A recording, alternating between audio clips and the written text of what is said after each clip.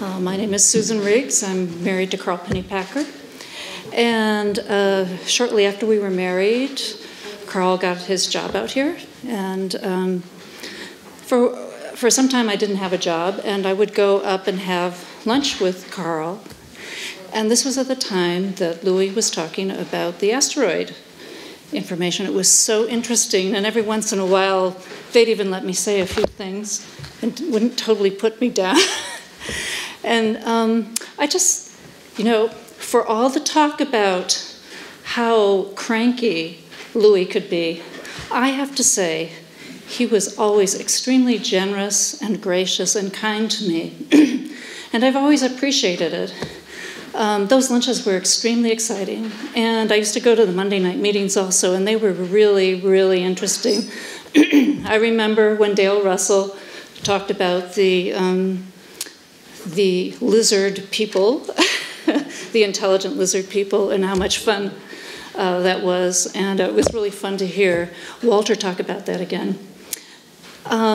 I eventually got a job working with the U.S. Department of Agriculture in their Agricultural Statistics Office, which was in downtown Berkeley at that time.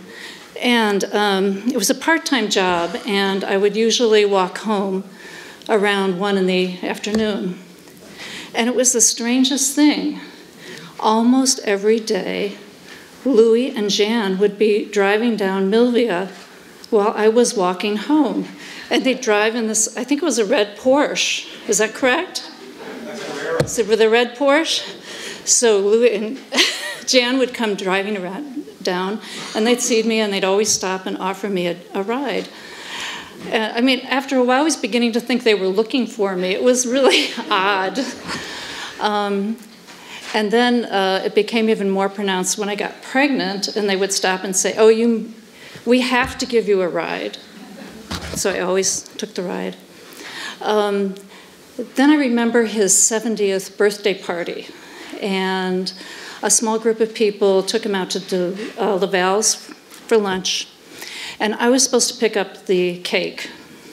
And the cake had dinosaurs and asteroids and all this icing stuff, splatting all over the place. It was a huge sheet cake.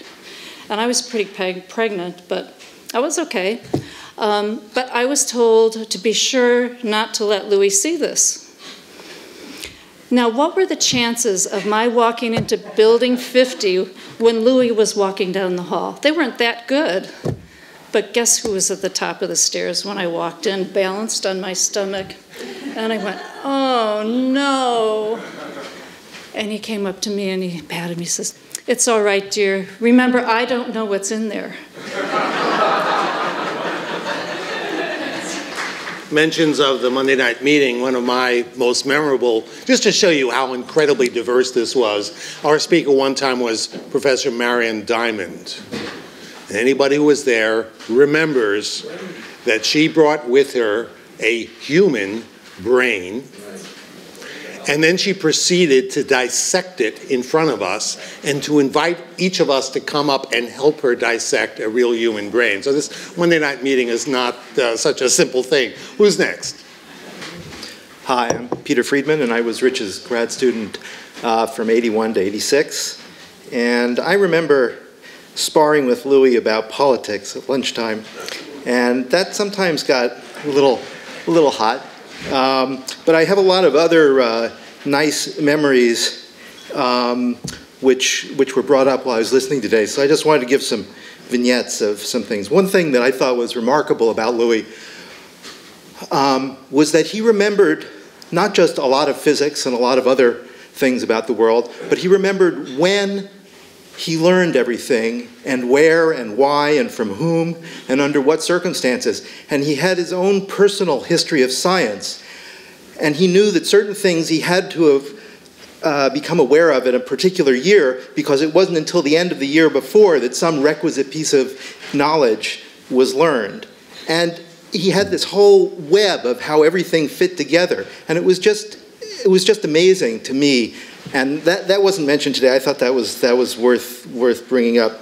Another thing that could be annoying about him is he worked so hard to understand really complicated things, and once he understood them so well that they were obvious to him, he would become annoyed when he described them to other people and they weren't immediately obvious to the other people. I once on Halloween wore a black and orange tie. It was the only time I wore a tie to LVL.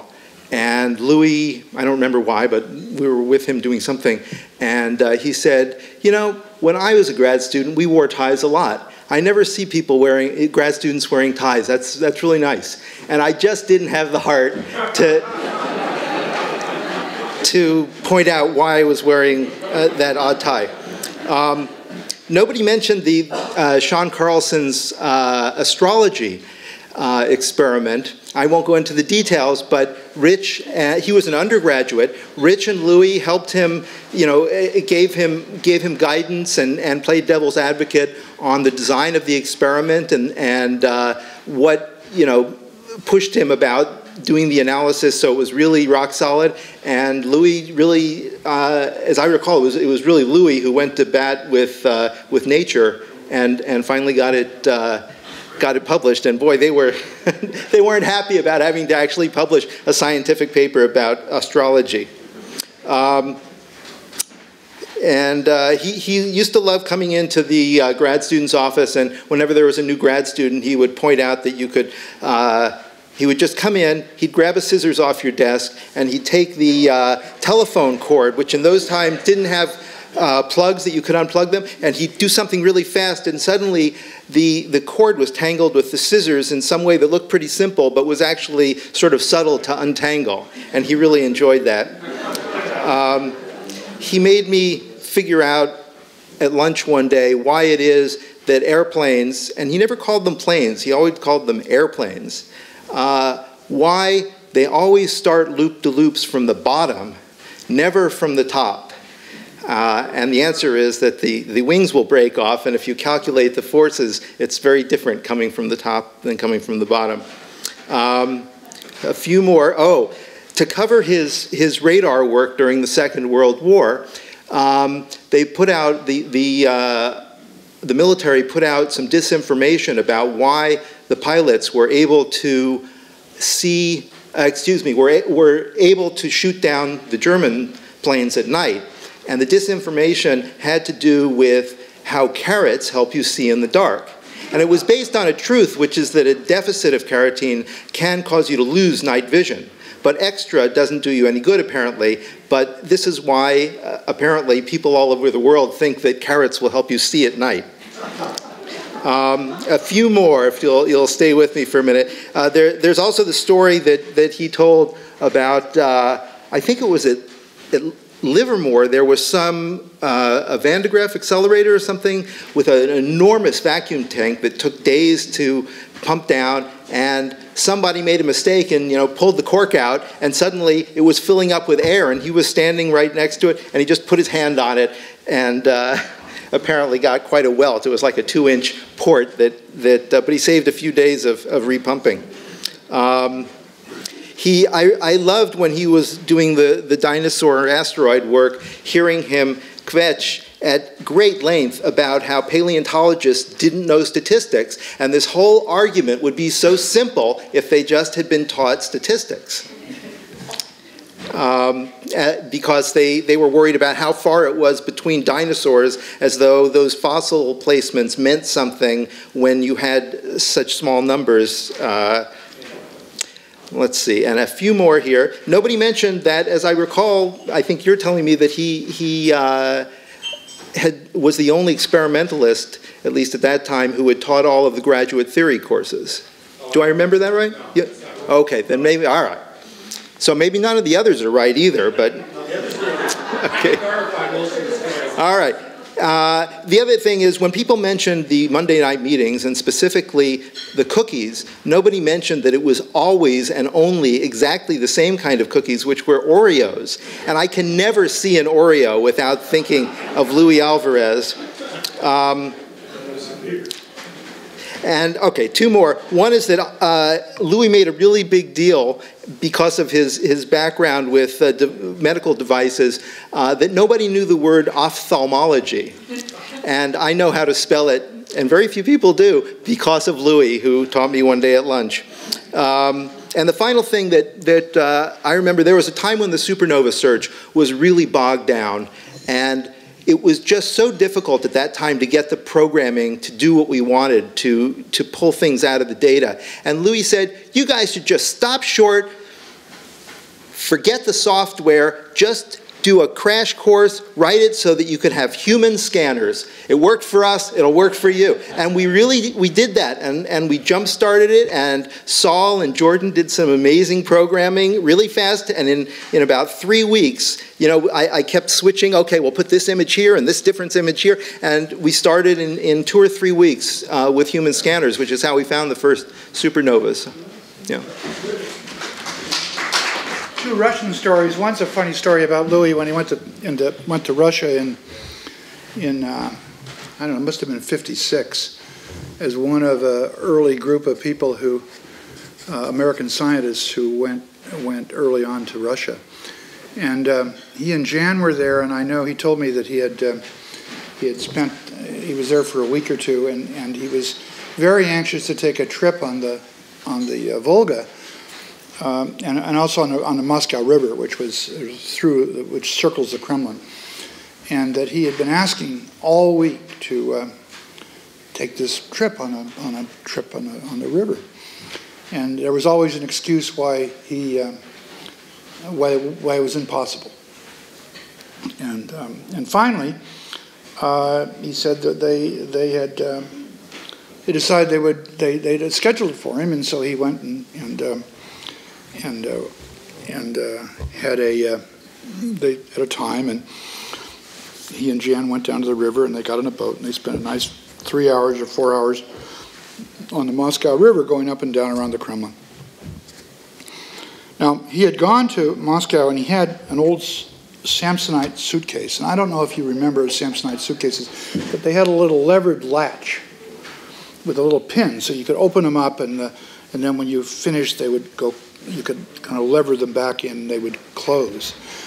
And but they also had the characteristic that if the hinge pin fell out, you could still lock the suitcase. So after 4 hours on the Moscow River, they came back to their hotel room, and they found everything was in order except the broken latch on the suitcase had been repaired. So it was hilarious to think about the spook from the KGB or whoever they were. Some poor guy had gone up there, looked in his suitcase, and said, "Oh shit, I broke the suitcase," and it got repaired. So it was a funny story that he told about his first excursion to Moscow as the Cold War was breaking out. I think the other comment about Russia is a personal issue for my wife and me, for Lynn and me, which was we had entertained I suppose around 68, some visitors from both the Russian space program, an academician who was here, and also the director of the associate director of the Dubno laboratory named Masharyakov. I remember his name. I can't remember the other guy's name. And so they had casually said, "Well, gee, do you want to go to Russia sometime?" And I said, "Oh, sure, I'd love to go to Russia." And I was a kid then. I mean, it was really a long time ago. And but I was taking them around the laboratory and showing them both the spiroreader and the scanning systems, which the Russians had become interested in because they had decided to become interested in bubble chambers, and also that the fellow from the Space Institute, who was an academician, and he was interested in flying magnets, which meant little tiny magnets in satellites, the stuff that George was talking about earlier.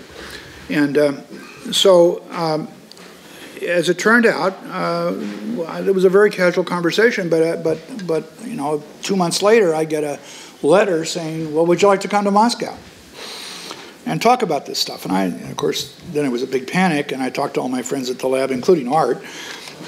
So what's the strategy here? He said, well, what you do is you write back and say, we're really low on money. I can probably get there by getting money from the 2 funding agencies, and I want to bring my wife. So great silence for about 2 months, and finally a telegram comes from the director of the Dubna laboratory. It said, well, Mr. Lloyd, we'd love to have you come, and we'll, if you get here, we'll pay your way, and we'll put you up, and we'll send you home. So that was great. So we made a schedule, and I talked to Louis about it, who was very supportive and thought it was really nice that they'd invited me, and be sure to take your wife. And he was very gracious about this and was very pleased that I was invited. So I went and borrowed $1,000 from Art, because I was absolutely broke. Thank you, Art.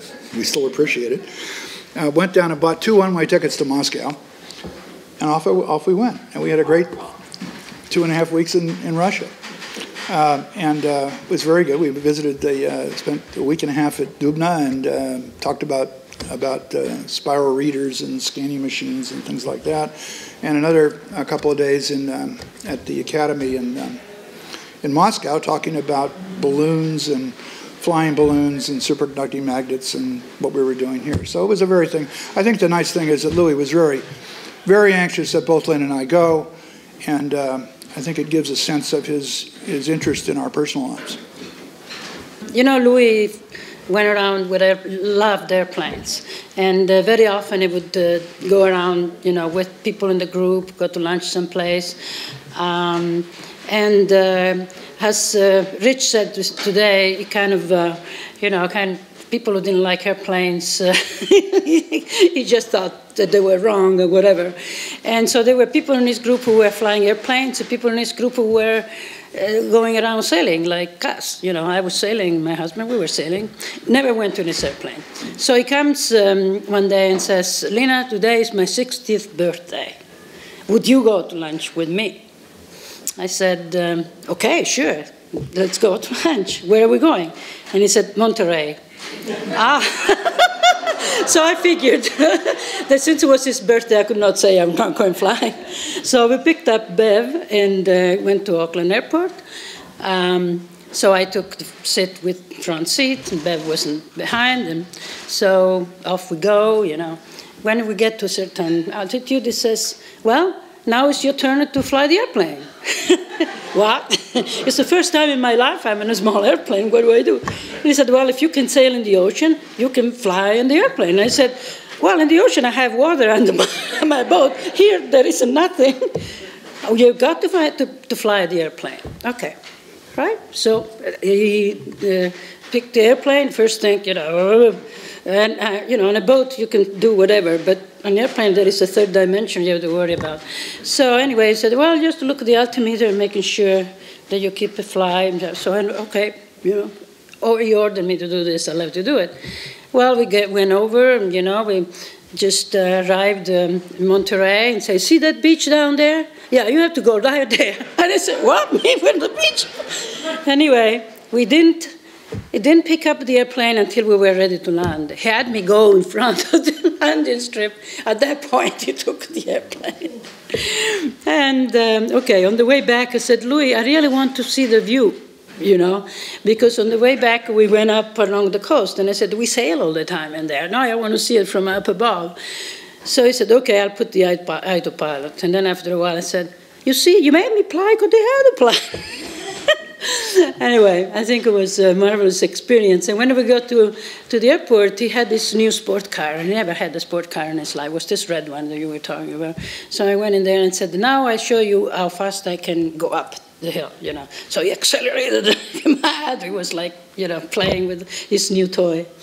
So anyway, that's the story. Jack and his Russian stories reminds me of one clever thing that Louis did. He had a lot of Russian visitors, and they were very impressed in those days by just going to Safeway or any supermarket, but Louis wanted a way to get them into an average middle-class American home. And so he invented the following idea. I was along with him one Sunday with a couple of Russians, and he said, let's just pretend we want to buy a refrigerator. Let's look in the Chronicle Warren ad system and see who's advertising refrigerators, and we'll go phone them up and say we want to come over and see their refrigerator, and you can see a random collection of United States middle-class homes. And it worked very well.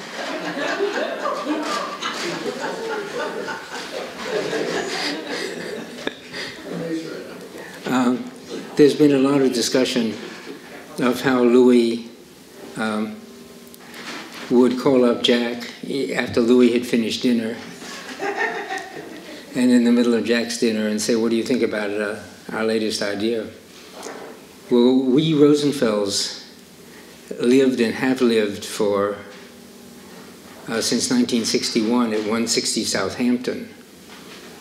And after Louis got his Nobel Prize and had a little extra cash floating around, he decided it was time to buy a slightly larger house than Northampton, on which he lived. And my wife Roz discovered that practically right across the street was 131 Southampton, which Louis bought. So we were very close neighbors. And that resulted in two sorts of funny communications. First of all, the nights that Louis wasn't really excited in calling Jack, he would arrive almost inevitably for dessert with Helen on his shoulders.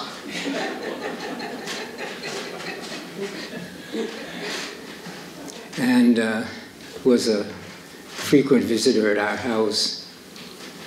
And I remember the morning he got the news from Stockholm about, I don't remember the time conversion, but 1 in the morning or something like that. And I guess he contained himself for a little while, and then he started calling friends. But we were so close, he just decided to wait until the Chronicle was delivered and see what was in the Chronicle. And then came over and rang our doorbell at about 4:30 in the morning.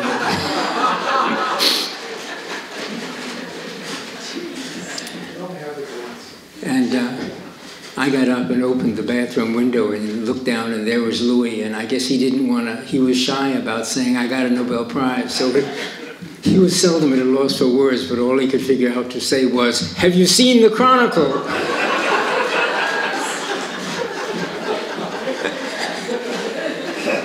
Needless to say, I admitted I had not yet seen the Chronicle.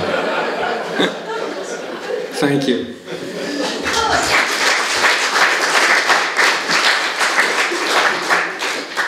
On that famous trip with the Russian guests where they were looking at refrigerators, Louis told me that they got into the most wonderful homes where the family had just had all sorts of beautiful decorations, and the thing was just so gorgeous. And he said that he believes the KGB worked for years to try to figure out how he pulled that off. So who's next? So while we're all telling stories about Louis, and I'm sure, or I suspect pretty much everybody in this room has at some point told somebody a story about Louis. I've told my kids plenty of them. I suspect a lot of you have as well. And I thought it would be nice to take a second and talk about the kind of stories that he told. In particular, the stories that he would tell within the family. And because when I was looking at the guest list for this ceremony, I was really overcome, almost with tears, just looking at the list of names. And that's understandable when it's a memorial for your dad, or not a memorial, but in honor of your dad, and that's understandable. But the wave of emotions wasn't really about him at all, and it wasn't about the thoughts of his memory. It was that the list of names that I was looking at, the folks in this room and the folks who were at the ceremony today that aren't here now, these were the names of my childhood. These were the names that Dad brought to the dinner table every night in the conversations. And whether it was the balloon projects or bubble chamber, group A, whatever it was that he was doing or whatever it was that he had done in the past. Everyone here was a frequent attendee at our family dinner table, just in the stories that he told. And I think that's important in this context, and I'll take just a second here. Instead of just talking to the people in the room, I'll talk to what I suspect and hope will be the science historians who will, at some point in the future, find this videotape, hopefully, and be looking over it. Because I've certainly been struck, and I know my kids have been struck, by all of the amazing people who spoke and the things that they spoke about, and everyone was talking about this as what Dad did. But I think my kids were as impressed by the things that the other people around Dad did as well. And certainly Art Rosenfeld's talk about the computers, that was pretty amazing to my eldest son, who is at MIT right now and is just thinking about computer programming and realizing the magnitude of what the people in this room were doing in the early 1960s, and Jack Lloyd's talk about engineering and the incredible things that this community has accomplished. And those were things that were very important to Dad to pass along to his family. And in a very real sense, all of the people that he worked with, they were the pantheon that I grew up with. And so to those science historians who may one day find this, I trust that it is not lost on you, all of the people who have participated today. And so that's my toast to you, and I'd like to thank you for being here with us tonight as well. I'm Don Hagee. I was an undergrad student in engineering in the Moyer Group in 1957, and Louis had a new Lincoln convertible, and he was, I think, courting Jan. Then I went on and did postgrad work. I came back from France, talked to Louis, and he suggested I go into NASA, which I did, first in Goddard doing satellite work, but I ended up in Houston during the HAPPY program, where I managed the funding for HAPPY. I'll never forget, people talk today about some of his tricks. He used to come down, and Jack and Jerry and Lauren were there, and entertain us for a couple hours with these incredible tricks, which I don't remember, but amazing. He also once explained to me on a napkin while having dinner in Washington, D.C., why the pyramids were not built the way some people claimed. The last thing I remember, after I left NASA, I became disenchanted, and Louis said, let's go see Bill. That was Bill Hewlett. We went and had a meeting with Bill, and he called Tom Perkins, and so on. I ended up doing some other things in a company that Louis had licensed his optical patents to, Mark Systems. But I spent a lot of time with Louis, and I remember today hearing things about his respectable disrespect or so on for authority. I used to think about that when flying with him in the right seat in instruments. But the last thing I remember is if the phone rang during dinner, it was probably Louis.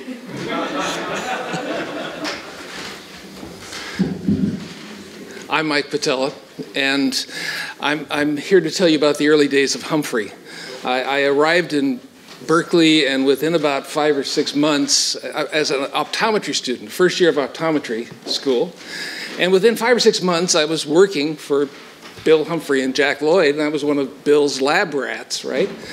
And I found myself soon thereafter, still in the first year of optometry school, functioning as Louis Alvarez's optometrist.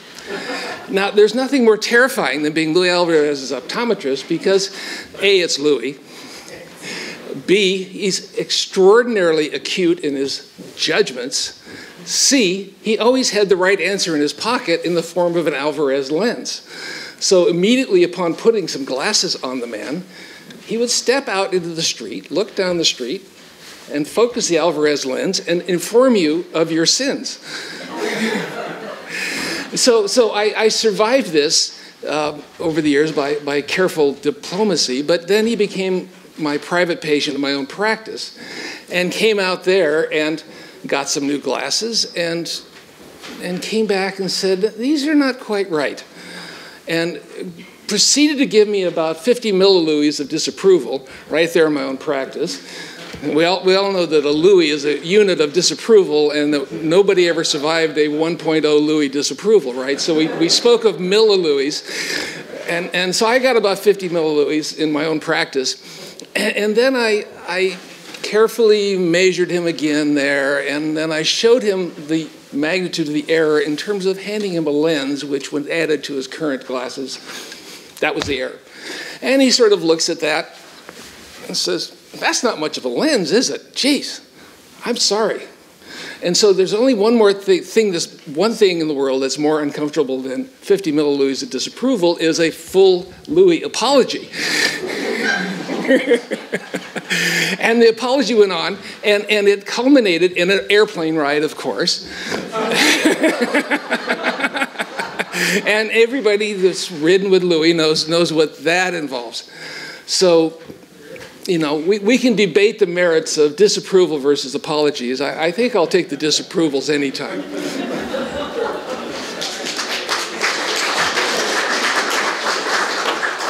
I think, to wind this up, one thing that's absolutely obvious, not only to me, but I think to everybody else here, is the enormous extent to which Louis Alvarez enriched all of our lives. So I am enormously thankful for that, as I feel many of you are too. The bus is going to be leaving soon, so I think it's time to bring this to an end now. What a wonderful day. Thank you again, Lena and everybody else in the organizing committee. Thank you, Gene Miller and everybody else who did all the hard work. To me, this is a day I will never forget, a very moving day. And it's so wonderful to be reminded about how wonderful it was to know Louis Alvarez. So thank you all for coming. Thank you, Rick.